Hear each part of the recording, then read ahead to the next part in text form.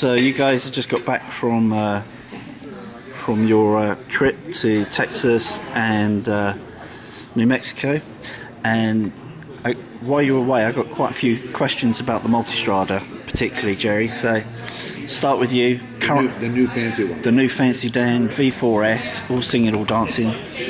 What's the current mileage on it? Right at 5,000, 4,975. I saw another YouTuber done 4,400, I think. So you might have the highest mileage Multistrada in the country at the moment. Second question, got asked a lot, even though it's been covered, but range. Now it's run in a bit, and now you're using it like you would do normally. Interestingly enough, I think we agreed about we could get 180 easy. 180. Not easy. Maybe stretching it. And riding with Eric on the L Twin, we get about the same gas mileage and everything. Right? We were within 10 miles plus or minus on pretty much every tank. And the BMW too.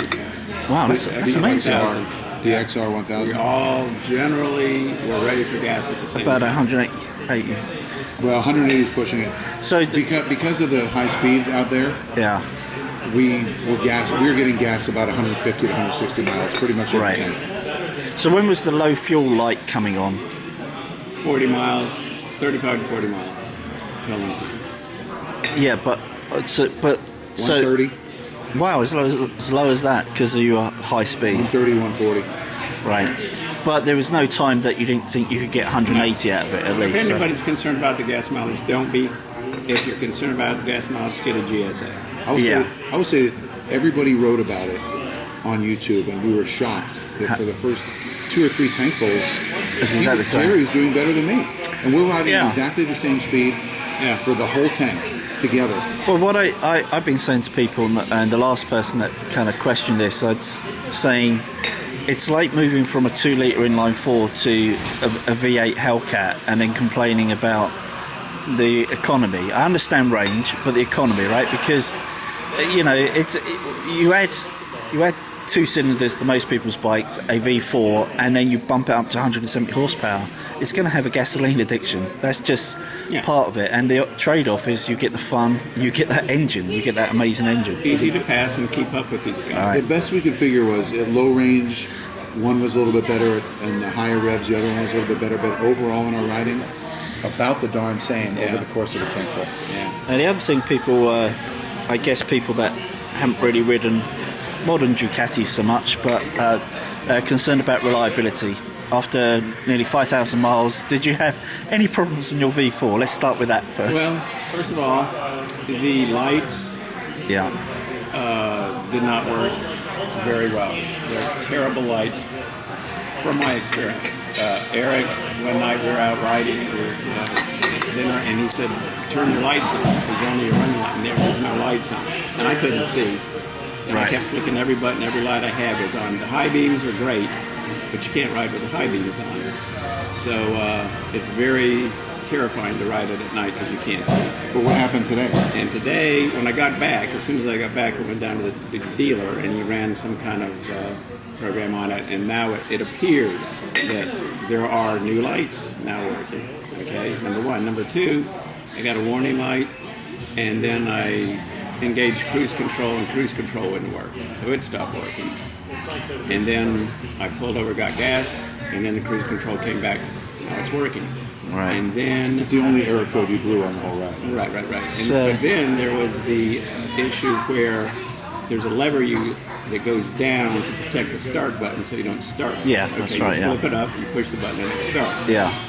For a time, when I flipped the button up so I could push the button and start, when I flipped it up, it started. It's just impatient. Right. So It just wants to run.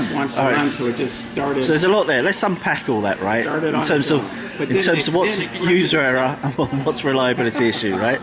Okay. So the first thing was your lights weren't working. Was that just a setting, or do you think they actually did something with diagnostics? I think they actually did something with diagnostics. I flipped every lever I flipped. There's not that many to flip. There's menu settings as well for auto lights and all the rest of it stuff. Did you go through any of that? No. No. Okay. So it might have been a setting rather than. I didn't change any settings, and now I have a new light appearing. Yeah, but they could have checked it. That's what I'm saying. So we don't know that. So that's an unknown at present, but still not great. So why would they have a setting where you good thing run without lights? The bikes with the good ones, the GSA, because you could just run with a daytime running light if you wanted. You could just force that. Right. Or you can force park lights, for instance, and stuff. Right. So it may have been a setting, but you would assume the default setting, and you haven't changed any of the settings, would work for low beam and high beam. Okay, so the two guys out front, because Jerry doesn't have his accessories on yet, like the spotlights, driving lights. But the GSA and my bike had driving lights too, which helped. And then the cruise control. Was it possible that I can't remember how it works on the V4, but most cruise control you have to enable it and then set it. Is it possible that it wasn't enabled when you tried to set it? For 3,000 miles. Yeah. No problem. I didn't do anything different. Okay. And then it went out, turned it off, rebooted it, came back. Yeah, it errored out. Jerry, Right. he commented on it. He said cruise control unavailable. Okay, it's good, interesting. But that was, we were And talking then- about it. We thought there's going to be a dozen sensors that all have to be in agreement for cruise control to work. Something that wasn't real. What I found when I had the Diavel with that slide, I don't even know why they bother with that slide. I think it's a total waste of time. I agree. But what I used to find with that was that if you pull it down and pull it up and hit the starter, it wouldn't start. You had when it goes down to its natural stop, you have to push it just slightly beyond that. It's like a little click. As soon as you push it beyond that, it starts first time every time. So maybe have a look at that. It might be that, I don't know. But that was just intermittent or one-off or something like that. It lasted for a little while. It must have done it 2 or 3 times. What? Yeah. What happened again? Oh, the starting issue. Okay. Cruise control is just one. So it might be that. Just it'd be interesting to find out whether that if reoccurs or not. If that happens again, just push it downwards fully, that extra click, and then push it up and then hit it. And Hardly that should wasn't work. in the owner's manual. I have to go back and check. But that wasn't the only reliability issue experience, because you had a problem as well, Eric, with your L-twin. To be fair, it was 23 360. degrees and we were at 8,700 feet of elevation in the winter in New Mexico in the mountains, and my, at this point, sludgy oil at 16,000 miles in, and probably in need of a change officially at 2,000 miles, but probably already somewhat dirty. I think just wasn't enough lubrication. It would not flip over. 40 failed start attempts, 2 failed jump start attempts. We finally had to put it on a car battery and get it jumping. I think it was a combination. The day was warming up. Sat in the sun. Once it started warm up, it started right up after we jumped it. But the V4 started okay. All the other bikes did. Cool. The GSA, we also had another BMW. Okay. So, despite the minor hiccups, and possibly resolved now, are you glad you made the swap? Because you are a GS fanboy. If you give him enough wine, he'll tell you the real truth. No, I mean, after riding 5 GSAs and putting 120,000 on them all, or maybe more, you get used to the bike. I'm getting used to the Ducati. Yeah. There's a lot to like about it, truly. I mean, it's a great bike, and I'm probably going to keep it, Yeah. Well, let's move to that then. I didn't think you would have said that 2,000 miles ago. No, especially since I was out there dissatisfied with it because my top case hadn't come in, my running lights up front haven't come in, my urban package but the things that package didn't come in, so that would have made things a lot more pleasant. But the things you're dissatisfied with, normal people aren't dissatisfied with. So you can't say having headlights? You're not dissatisfied. Most people wouldn't say I'm dissatisfied with my bike because my enduro pack hasn't arrived at the dealers yet. That doesn't. That's not a problem with the bike, is it? It's a problem with the dealer or the supply. What was one of the things on your bike that you praised? I agree. The panniers. The panniers. Wow. I will say that because you didn't like that get first. Very used to them because I got to tell you, you go boom, boom, and they're off. Boom, boom, you're off. Yeah, they do go on and off easy, don't your they? gloves on, and you carry into the hotel, and you don't have to go back 50 times. Oh, I forgot something. Yeah. It all comes with you, which I did get used to. That's true. It Yeah. is very nice to have those panniers, and and the bike looks great when they're off as well, don't yes, they? Yes, it does. Yeah, they're nice looking. At dinner time, I don't have to have the panniers on it. And they improved them this year because the old ones, when you put them on the floor, they used to fall over, didn't these they? Don't. But these don't. Little things. Plus, Jerry is. We can't really talk about it now because he hasn't filed a trademark and a copyright. Right. But he's going to describe the cardboard method of securing your. Oh, I've gear seen that. Inside the panniers. We'll cover that on another video. The technical packing of Jerry Brooks. I'm telling you, very innovative. So we covered reliability. So let's ignore that for the time being. Was there anything that you dislike about the bike? How much film you got? Not really.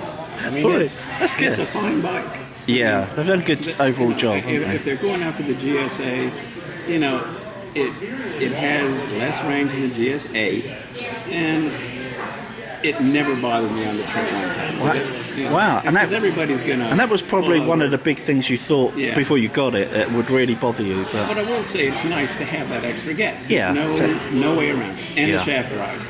But it's also nice not to have that extra weight and that extra weight high up as well. Because I know sometimes when I fill up my GSA, it's not so bad riding it, but when you suddenly have to push it backwards or something, or push it around a gas forecourt with 8 gallons of gas in it, you suddenly realise, wow, this is a big, heavy bike. You know, I've heard that the V4S handles really well. No, it handles unbelievably well. Really. Jerry challenges everybody on this ride to a rolling on race. Oh yeah, as we're going down the road, because he was pleased and proud. Pretty much took everybody. I thought we were going to have that in the Tesla and the M2 competition today. I don't know if you saw in your rearview mirror, but like this. The M2 is all over the place. Well, the back end was on the wrong side of the road because cold tyres, and I just booted it. I think the M2C is actually. We'll have to drag racing because I think the BMW is a bit quicker because they're very similar on paper, but you can launch the Tesla much more consistency, with that four-wheel drive. We're talking motorcycles. No, cars. Oh yeah, all right, okay. Let's get back to the bikes. Yeah. So Farkle's planned. You've got the Enduro pack and the. Oh, one other thing I might say. Mm-hmm. The seat. Yeah. Is incredible. I mean, that to me, and I like to drive long distance, and the seat is quite good. The windshield. We rode into the night. We rode into the night a couple times on the way back. Because I wondered about long days. You and I've got the Wunderlich V-shaped flip. I think that might suit the shape of the standard screen because it's a little bit V-shaped. So I think for winter use, I might put one of those on. Yeah, people say that the windshield is good, and I initially thought it to be good for 700 miles or so. But when you're on the interstate at speed, you need to be on an RT. Any don't helmet you? is going to be. Yeah. We get in a little buffering, but I would go like this with to see where the air was, and it was right. Will you put that screen on it? I had one, but I choose not to put it on. Will you? No. I like it's fine the way it is. I like the look of it. I think an X screen might spoil its looks, whereas that Wunderlich little V thing will probably complement it as best you can. Another issue when we went off road, we had 11 miles of that dirt road. It is not a KTM. It's not a BMW. No. It does not do well to me.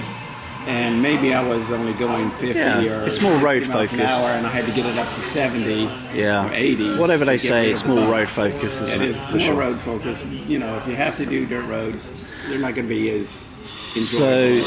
So the Enduro pack's come in, and that's a skid plate, radiator guard, not radiator guard, oil cooler guard, I think. Right.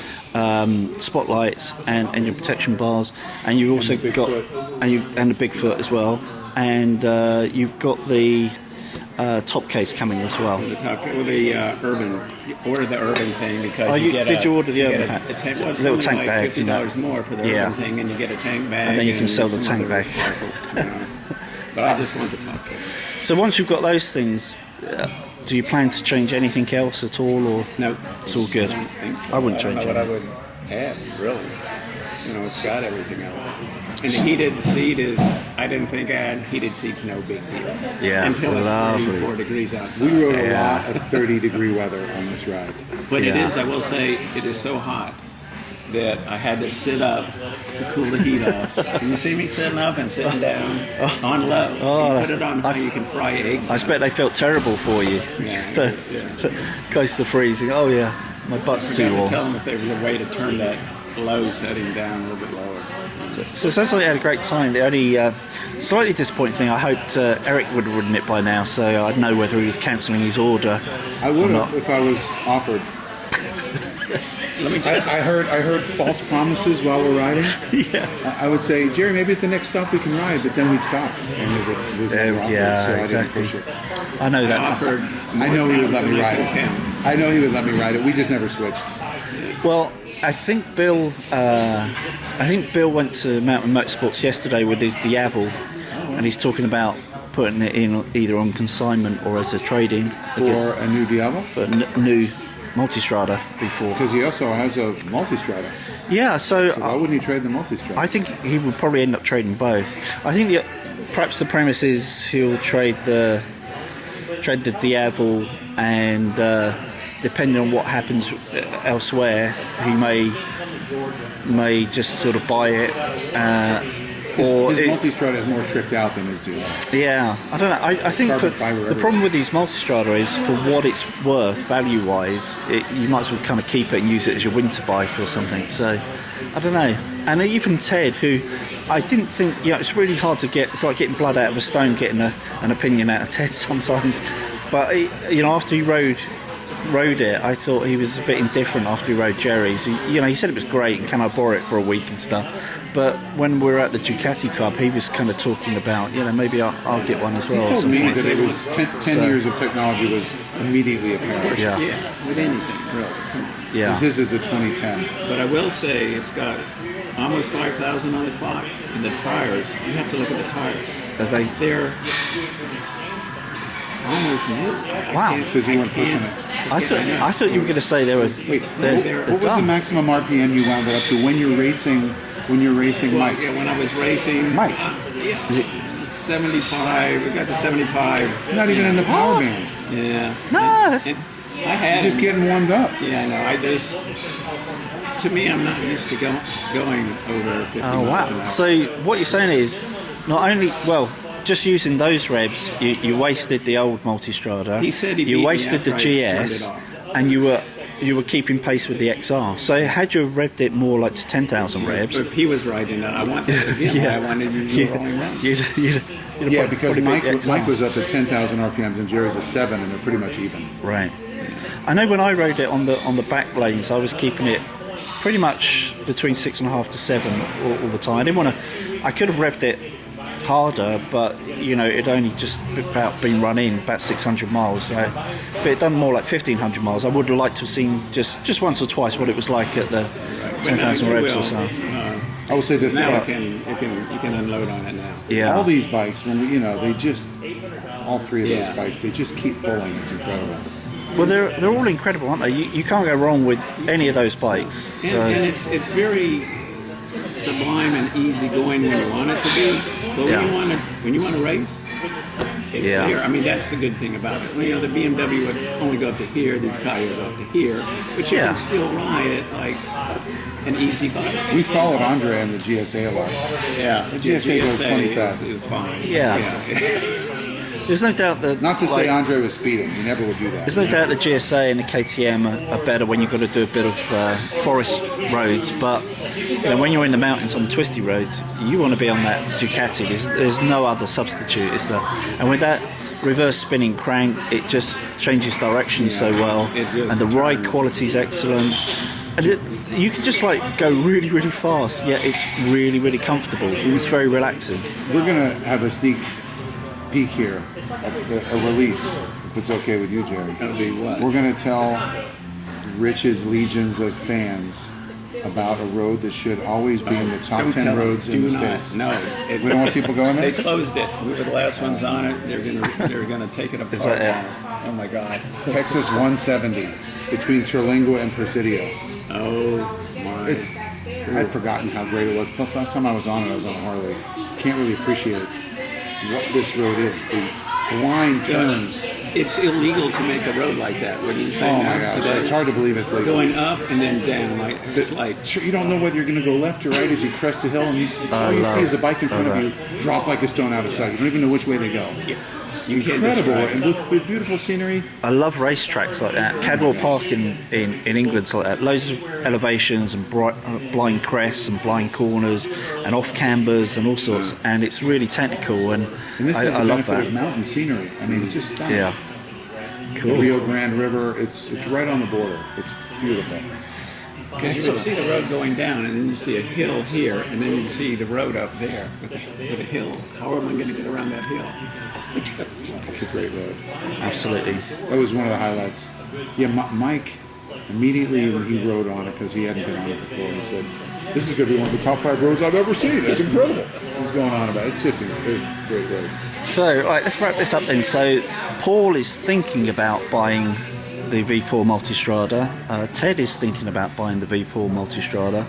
Bill is making some inroads into buying the V4 Multistrada. Eric has a full Multistrada V4 on order. I have a full Multistrada V4 on order. Jerry has his V4S. And bottom line is, you're very happy. Yes. It's a good move for me from the GSA to the Multistrada. It was a great amount of time for you to get experience with it, because I can tell you he's come a long way from the first couple of days when it was more bitching Yeah, about the differences. that's just Jerry. I mean, there is differences in GSA, and there's differences. Yeah, I think with all bikes, you know, there's no perfect machine. You have pros and cons for everything, and you can't keep on comparing what you've got now to what you had in the past. I know it's human nature to do that, but you've got to think about what you've got now and whether it suits you now and moving forwards. And I think this year, the best all-round adventure bike is definitely the Multistrada V4. Not the Pan American? Uh-oh. I actually, Your Harley viewers are going to be I pissed. think the Pan America is great in terms of its USP, that when it comes to a stop, it automatically lowers the preload. I think everybody will copy that. It's so obvious. It should have been done before. And I think the price is fair, but it's deceptive, like BMW and Porsches, because once you spec it up with the wire wheels and you get the electronic suspension and you get the roughy tufty metal boxes, suddenly you're into mid-20s, and then it's the same price as a Multistrada or fully loaded GSA. So you kind of got to watch that. I think you always get good paint quality and good build quality in general with Harley. They usually do their testing well, so they're usually pretty reliable. A fantastic dealer network, and I'm just so pleased that they've joined the party and are offering something unique. For me, I think the only drop balls are, if they really want to compete with the GS specifically, they should have gone with shaft drive, and I think they've pandered too much looks-wise to their existing customer base rather than appealing to new ones. And by that I mean the street road glide front end. Most people will think it looks like it's been smashed in the face with a baseball bat, really. I like it from the sides and the rear views, but that front view is difficult for me. Doug's down there salivating. They're unveiling it today in Daytona. Hi. Oh yeah, Wow. He was. I've been emailing him about afar. that. Yeah, he's there. So our friend Doug is super excited about that bike, and I just kind of think it's catch-22. If you put a big beak on it and nice headlights, it then starts looking like every other adventure bike. But equally, you stand that and the Multistrada in front of each other and look at. I mean, it's like looking at a Ferrari or a beautiful woman versus a barroom brawl bouncer or something. It's it's grown on me. I kind of like it better. Yeah, I'm not going to be trading. Well, that's good, because it needs people who don't share that view to buy it. People that Who have no sense of aesthetics. So, Doug thinks it's beautiful. So beauty is in the eye of the wallet opener, isn't it? At the end of the day, and I hope they sell a shitload. Really, I hope I hope they sell so many it opens their eyes to, wow, we need to stop selling to our geriatric even existing clientele who have already bought their last bike ever. We need to try and get somebody who's 30, 35 interested in our bikes, and maybe they'll do that with the new engine. Seems good, 1250, and they're going to use it in a cruiser, and it will probably be arguably a replacement for the Sportster as well, because Sportster isn't going to pass Euro 5 moving forwards and stuff. Horsepower.